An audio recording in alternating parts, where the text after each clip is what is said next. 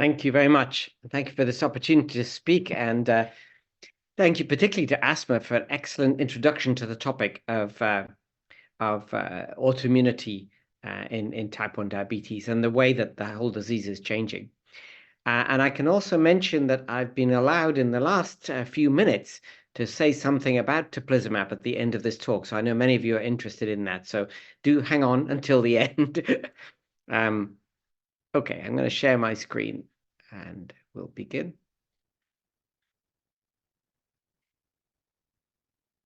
So I want to pick up on the topic of screening, which Asma has introduced. She's introduced the antibodies. She's introduced the progression that we know about the staging, and that's very important to understand. So the aims of my talk is to highlight how screening for autoantibodies may be of clinical benefit, to describe the implications of screening and monitoring. So it's not just the test. You have to know what to do after the test and how to support the families with the test results. And then talk a little bit about screening programs around the world and maybe how we can develop them. Okay, so we know that studies in families and other groups of genetically predisposed individuals have established islet autoantibody screening and shown that they're sensitive and very much highly predictive for risk assessment in future T1D. And Asma has shown you some of that, but I'll recap on that in a minute. She introduced you to the 4 key antibodies. And it's very important to understand that there are different ones because having more than one type has important implications for the patient. So insulinoma-associated antigen 2, IA2, GAD, the insulin autoantibodies, and the zinc transporter. What this slide shows that in different people, the numbers are different, the prevalence is different. And what that means is there is no single antibody that will work for everybody. The insulin autoantibodies works better for the very young children. They're more likely to be positive, and GAD maybe for older individuals. But it means that you need to test all 4 antibodies to be confident about whether a patient is antibody positive or not. So Asma showed some of this data. I just wanted to go back over it for a moment. This is the key data that's informed the stages of type 1 diabetes. And she emphasized how if you have no antibodies, the risk of progression to type 1 diabetes over 20 years is very low. It's not completely negative. It is still possible to get type 1 diabetes without positive autoantibodies. And that's because, as she showed, it's a T-cell mediated disease. The antibodies are not causing the damage. It's caused by T-cells. But the antibodies are very easy factors that we can monitor in the blood, much easier than the T-cells. If you have one autoantibody, then you've got about a 20% chance over the next 15 to 20 years of developing type 1 diabetes. This is a bit of a challenge to us because it means it's more of a risk factor than proving that you have established disease. And it can be more tricky to discuss with patients what having one antibody means. Notice that you can only say they only have one antibody if you've tested the other antibodies as well. However, the important point being that if you have 2 or more, so 2, 3, or even 4 antibodies, you're going to develop type 1 diabetes with an 80 to 90% certainty. So that's why in the staging, we've changed to talking about these as risk factors, and we talked about these as defining early diabetes, early type 1 diabetes. You have the disease. It's not an if, but a when. So emphasizing that autoantibody screening can then identify early stages of type 1 diabetes when you have 2 or more positive antibodies. So it's aiming to identify those with pre-symptomatic diabetes, as in stage 1, where you're not dysglycemic, but you have the autoantibodies, and stage 2, where you have the autoantibodies and you're dysglycemic, but you don't technically have the high levels of sugar of diabetes. It's now possible with these assays to do this on very small drops of blood, 5 microliters of blood. And so it can be done on a finger prick, put onto filter paper. There are many different ways of doing this. And the sensitivity and specificity, the specificity is now very good. If you have 2 or more antibodies, you are very likely to get the disease.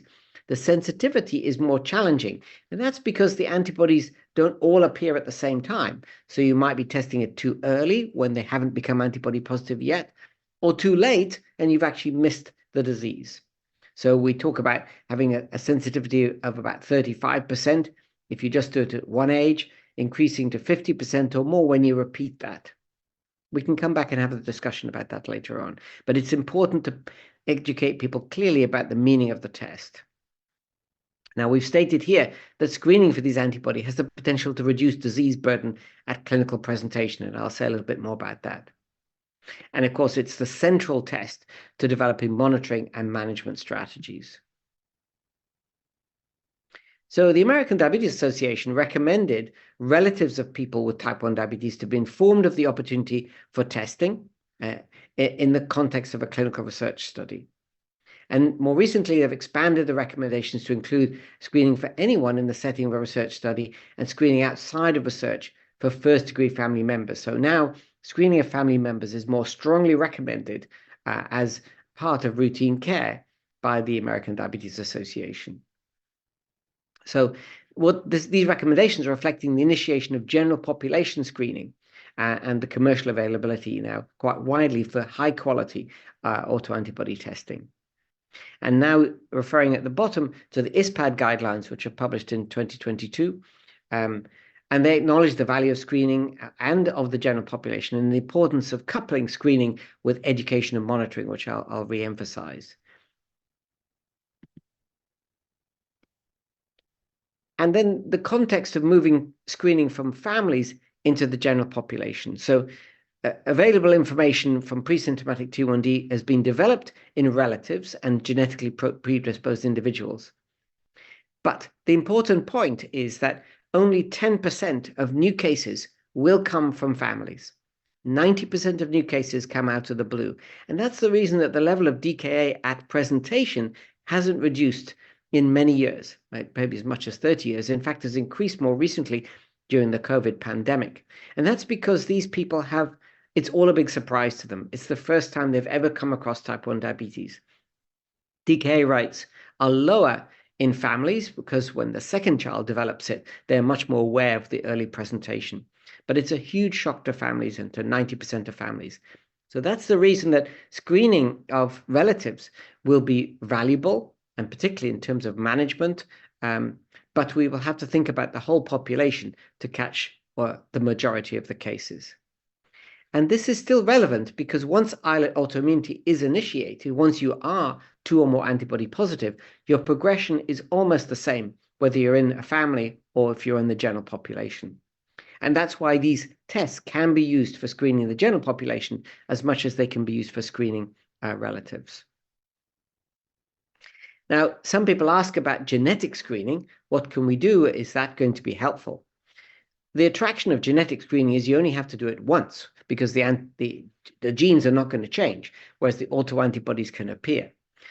So an argument is that identifies those at genetic risk, and we now have a very good genetic risk score, which covers over 70 different genes. Asma mentioned the HLA and some of the major genes, but we now can cover some smaller contributions. And what that can do is identify 10% of the population, which has 90% of the patients who are going to develop diabetes.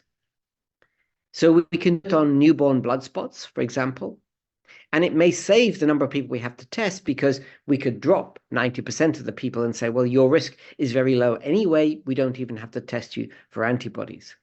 It could still miss, especially people who are going to develop it later in life who have a lower genetic risk. On the other hand, the problem here is that you are telling people they're at risk where 90% of them will not develop the disease. I've explained that when you've got 2 or more positive antibodies, you have the disease and you're almost certain to develop it. It's more difficult to discuss with people what a positive genetic screen means because it doesn't confirm that you're definitely going to get the disease. You have only a 10% chance, even at that high genetic risk. And probably the easiest way to think about it is that genetic screening converts people into families. So your risk, if you've got a high genetic risk, is the same as if you had a brother or sister or father or child with a first-degree relative with type 1 diabetes. So it can be useful in the general population. Autoantibody-based screening is cross-sectional or longitudinal, and they do inform the stages of type 1 diabetes, which you can't get out of genetic screening. But there is the challenge of how many times do you have to do it? Can you do it once? Do you have to do it twice or more often than that? Whereas the genetic contribution will only be once. I think ultimately we will use a combination of both, but at the moment the emphasis is on autoantibody-based screening and not genetic screening. This is just showing you a bit about the progression, and this helps you in conversations with families. So this is the time you become antibody positive here. But if you're in stage 1 with multiple autoantibodies, you've got about a 44% chance of progressing to type 1 diabetes in the next 5 years. When you have dysglycemia, you have about a much higher rate, about 70%. Or alternatively, if you're still in stage 1, it's about 70% in 10 years and about 100% a lifetime risk. This slide is also emphasizing this problem of the single antibody positives that have only a 14 to 15% risk, maybe 20% lifetime risk of developing type 1 diabetes. There are some things we do know about the rate of presentation. So the 2 or 3 antibodies helps you know that you are definitely on the pathway. The younger you are, the more rapidly you will progress. There are certain HLA genotypes that also contribute to this. And one of those 4 antibodies, the IA2 antibody, if you have that, then you tend to progress more rapidly to stage 3 or clinical diabetes. So what are the benefits of screening? Well, we can look at this at 4 different levels. The first is that when we find repeatedly in the studies that if people have been screened, they don't present very sick. They don't present late, and they don't present in diabetic ketoacidosis. It is important that they're followed up after the screening because it can still happen, but it reduces the risk of ketoacidosis, maybe by as much as 90%. The second point on this slide is probably a bit of a surprise. Oops, sorry, I'll go back a little bit. Bit of a surprise to you, which is the idea that it might reduce stress. So a lot of people say, well, if you test the antibodies, well, they were just going to worry about it for years when we didn't develop the disease. And there is an anxiety, but people adjust to that. And actually, it seems to be less than the traumatic presentation that Asma referred to, when for 90% of the population where there's nothing in the family, and for the first time they have a sick child, a child that's losing weight and no one seems to know what's going on, and no one quite realizes it. And I know one parent who said they thought their child had cancer, then suddenly they're very sick and they're in hospital with ketoacidosis in critical care. The stress and experience of that is really hard to imagine and compare to being diagnosed as an outpatient. And remember, they then have to suddenly learn about insulin, about carbohydrate counting, about monitoring, about long-term complications, all in 2 days of one emergency admission in a very stressful environment. Whereas diagnosis by screening gives them months, if not years, to learn more about the disease and adjust to it. So an opportunity for better psychological adjustment. And of course, it identifies people who potentially can have disease-modifying therapies that can delay the need for insulin. Unfortunately, one of the things at the moment is that we cannot regrow beta cells. We can't regenerate them. So once they're lost, they're lost. So you'd need to get in early if you wanted to prevent the need for insulin. And the only way to do that is by testing. You couldn't pick up these patients by the way they come to the clinic. They're not going to present to your clinical practice other than by testing. So looking at the pros and cons here, we've covered a lot of this in the earlier slide, but preventing DKA, smoother transition to insulin therapy. My colleague, Dr. Rachel Besser, calls this a controlled landing rather than a crash landing, like landing your plane at an airport where all the facilities are there, as opposed to crashing into a field or into a river. The emergency experience that a lot of people have in the emergency department when they're first diagnosed. You have more beta cell function when you are diagnosed, and it helps in terms of preventive strategies. The worries are the increased anxiety, but more we get used to it, we realize that overall the anxiety probably isn't increased. And there will be some patients who are missed because of the timing or because they were never going to be positive. But education helps us with that as well, making them aware that it is still possible even if you're antibody negative. And I've put here currently no licensed treatment to prevent type 1 diabetes, but that is certainly changing. This is some of the evidence about ketoacidosis, and this is 4 different studies in Colorado, in Germany, also in Colorado, and then in US and also in Scandinavia, the TEDdy study. And each one of them, there was a significant reduction in the DKA rate at presentation, and particularly here in the FRIDA study, which is probably one of the largest studies, there was this 90% reduction. And I think equal to that also is this reduction in hospitalization. It changes the whole picture. The children don't ever need to come into hospital, and hopefully not in the future either after the diagnosis. It can all be done as an outpatient in a much calmer environment. So a big reduction here in the DAISY study in hospitalization and also getting very sick. The HbA1c is a lot lower at presentation if they've come through screening, and that's because you haven't waited until those later stages.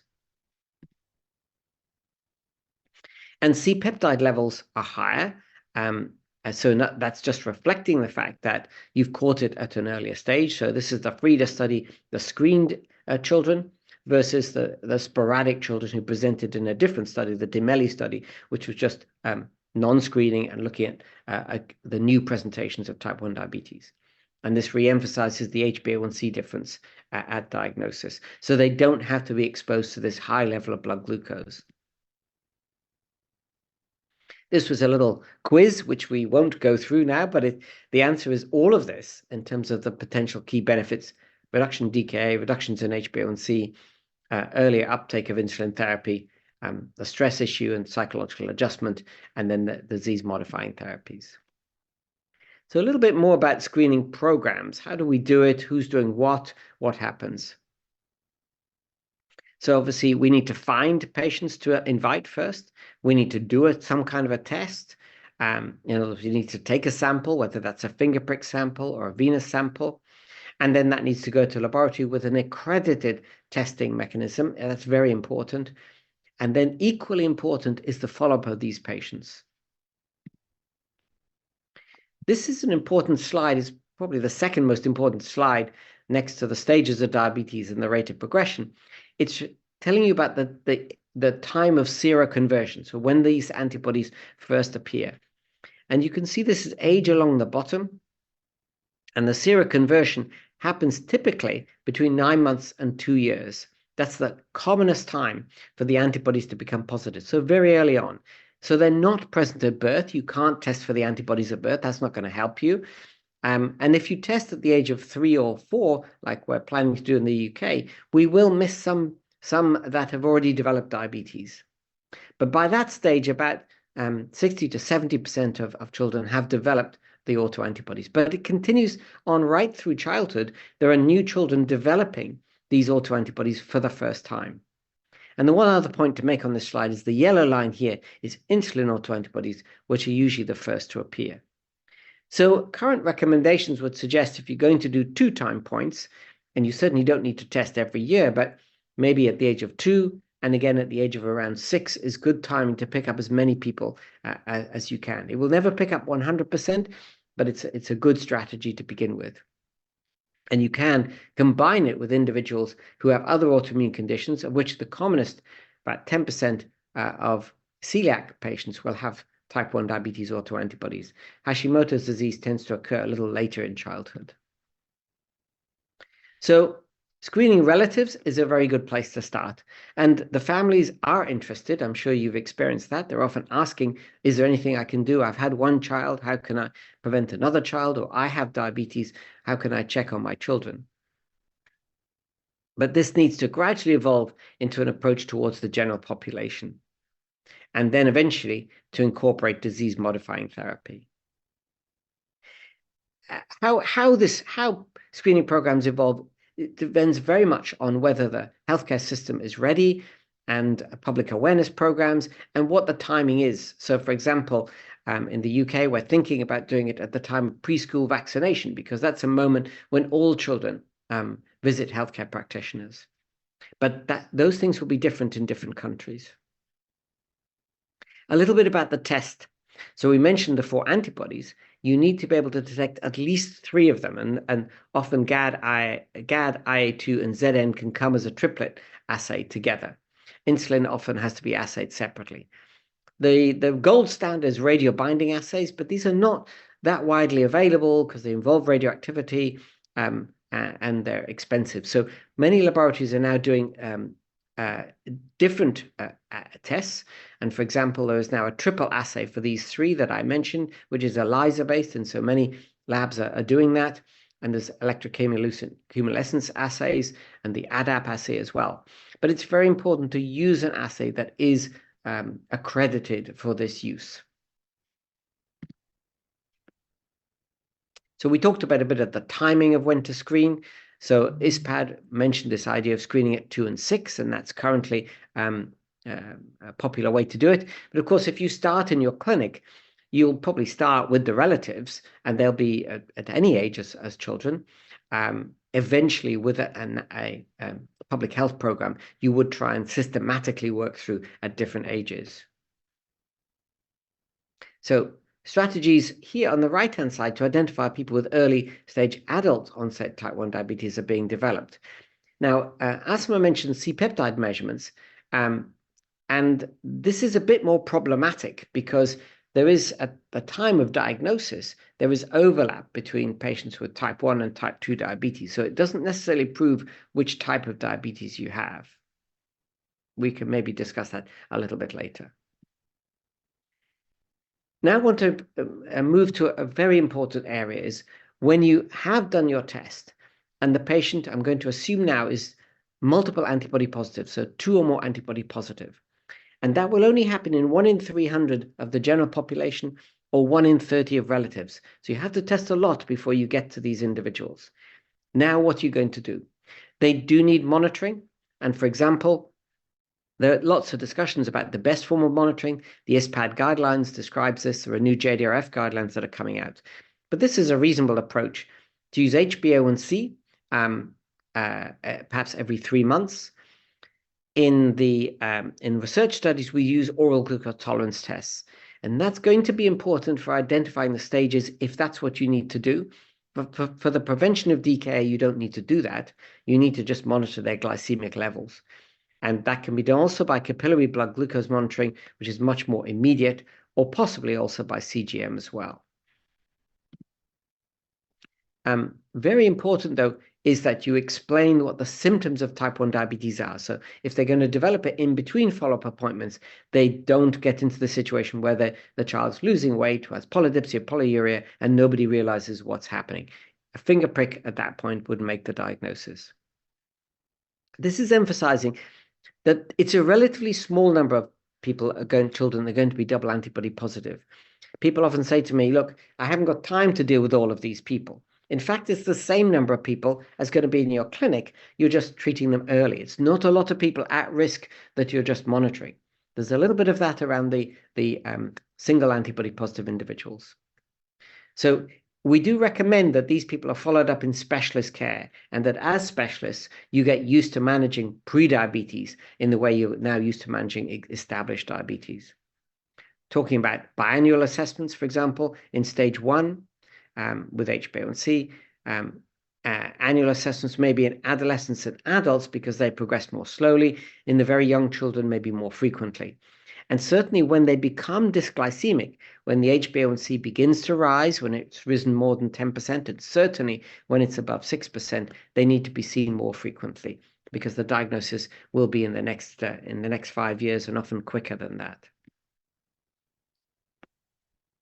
This is just again looking at a sort of pathway. This is suggesting, although there's no consensus around it, if they're single antibody positive, some people have been discharged from follow-up and given advice about the symptoms because only 20% of them will develop the disease. Others say, no, let's do annual retesting because they may become double antibody positive. And those are the 2 or more antibody positive, follow the pathways we should described in terms of follow-up. And when they stay in stage 1, the annual or 6 monthly monitoring. In stage 2, more frequently than that, at least 6 monthly. I should say that if you screen your population typically in a young population, about 80% will be in stage 1, about 10% will be in stage 2, and strangely enough, 10% will actually be in stage 3 and they don't know it. They will technically have glucose levels that are diagnostic of diabetes. They don't necessarily need insulin that day, but they will over the next few months. So we mentioned low-hanging fruits, screening family members because they know about the disease, they're interested, and it's easy to identify them, and they're often willing to participate in trials. But reminding us that we're then going to miss 90% of the patients that are not presenting as family members. Okay. So the reality currently is that actually many people have a low awareness about the stages of type 1 diabetes, as Asma mentioned. And also they don't always have access to screening of accredited antibody testing. And the disease-modifying strategies are progressing slower due to these barriers. The more we test, the more patients are available for disease-modifying therapies, the more rapid the clinical trial and drug development will become, and the more strategies for treatment we will have in the future. There have been lots of different schemes, and I want just to highlight, for example, the JDRF in the USA. They took a general approach to developing this whole area. So an approach to develop educating healthcare professionals, I guess that's what we're doing this evening, supporting innovation in the clinical workflow, how can that testing get through into samples being tested. They increased their own staff who are able to train individuals as well, supporting the development of clinical guidelines and developing social media. And what they did have as a testing strategy where they could send out testing kits for finger prick testing, which could then be sent back into a central laboratory. But you may not want to do it that way. That was just a way of doing it in the US for a widely disseminated group, not a clinic-based testing. And I mentioned they're developing a consensus guideline, which should come out in the next few months, using 73 international experts over 4 continents and multiple partner organizations here. So we're getting into much stronger consensus, particularly about this element of monitoring. How frequently do they need to be monitored? What is the best way to monitor? And actually, in our experience, if they are monitored at all and they're still coming in contact, then the risk of DKA is very, very much reduced. In the next 2 or 3 slides, I just wanted to show you that there are many different approaches around different countries for population screening. I won't go into each one of these, but in America, in Europe here, and here again, the screens that were developed by Annette Ziegler's group in Germany. This is now a scheme based in Australia. T1 Detect is the JDRF scheme, but there's a similar one now supported by the JDRF in Australia.